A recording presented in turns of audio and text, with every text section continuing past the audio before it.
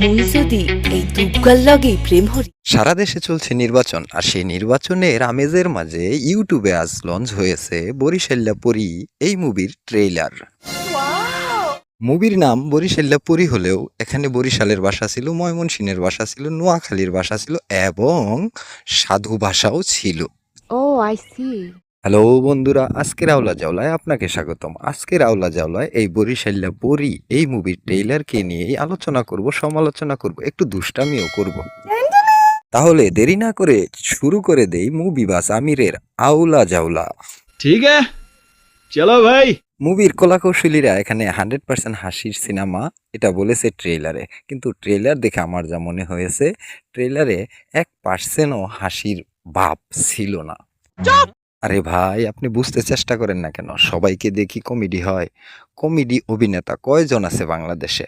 Humayun Faridi, ATM Shamsuzzaman, Amal Bose, এদের পরে আমি দেখিনি এই ধরনের কমেডি অভিনেতা যারা মানুষকে হাসাতে পারে। অনেকদিন পর দিলাম। কি দিলে?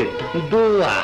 তবে তবে তবে এখানে দিলারা আর হারুন কিসিঞ্জার কিঞ্চিত কমেডি করেছেন। ওনাদের কমেডি দেখে মানুষ 100% হাসবে কিনা জানি না, কিছুটা হলেও হাসবে। আফসোস। আমির, তুই কিন্তু অতিরিক্ত বুঝিস, অতিরিক্ত কথা বলিস। আরে তুই নায়ক নায়িকার কমেডি সম্পর্কে বল না, নায়ক নায়িকারা কেমন করেছে। শরীরে যদি না পাই মালিক আর কর্মচারী দুইটারই কুটতে লাগাম। নায়িকা যে কিনা বরিশাল্লা পরী, আসলেও সে বরিশাল্লা ভাষায় কথা বলছে, কিন্তু কথা বললেও 100% কমেডি দিতে পারে নাই। মোরে ভাল লাগছে, এইটা আপনি ঘরে আইনা পড়বেন।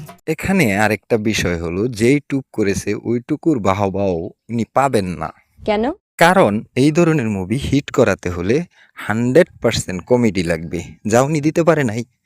আর দ্বিতীয়ত হলো, উনি পরিচিত কোনো মুখ না, একদম অপরিচিত। আমি ওনাকে আগে কখনো দেখেছি বলে আমার মনে হয় না। মুভিতে কিন্তু আবার দুইটা নায়ক, একটা নায়ক হলো শিপন মিত্র আর একটা চিনি না। শিপন মিত্রের ফিটনেসটা বর্তমানে এইরকম অবস্থা ডিপজল ভাইয়ের মতো, পেট আগে আগে চলে, উনি পিছে পিছে চলে। এ আপনি কি বলছেন? আরেকটা নায়ক আছে, তাকে আমি চিনি না, কখনো দেখি নাই। বলিস কি?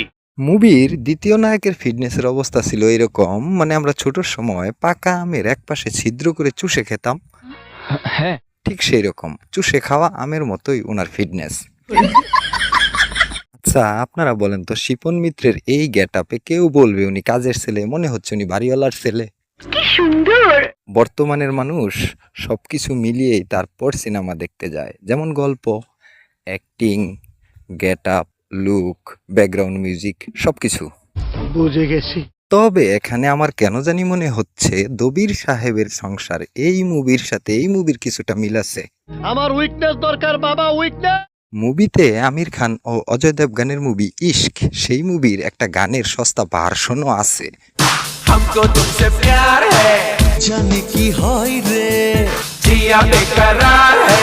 পাশে তুই নাই রে, আজা মেরি বুলবুল, ওগো আমার পরি, তেরা ইন্তজার হ্যায়, আয়না বিয়া করি।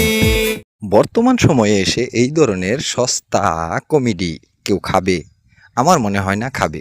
তবে মুভি কেমন হবে জানি না। আমি আগেই একটা কথা বলছি যেটা বলা ঠিক না, এই মুভিটা 100% ফেল করবে। ওইলো মোর জ্ঞানে যা দর্শে হেই কইলাম। ট্রেইলার শেষে নায়িকার এই একটা ডায়লগ শুনে মনে হচ্ছে মুভিতে টুইস্টও আছে, ওনারা টুইস্টও রাখছে। তোমার আজকে বলাই লাগবে পরি তুমি কারে ভালোবাসো। মুই হামনে গো কাউরি ভালোবাসি না। তবে কিসিঞ্জার সাহেবের এই ডায়লগটা আমার কাছে ভালোই লেগেছে। কি ব্যাপার বরিশাল্লা পরি আপনি চেকাইয়া বসিয়ে আছেন?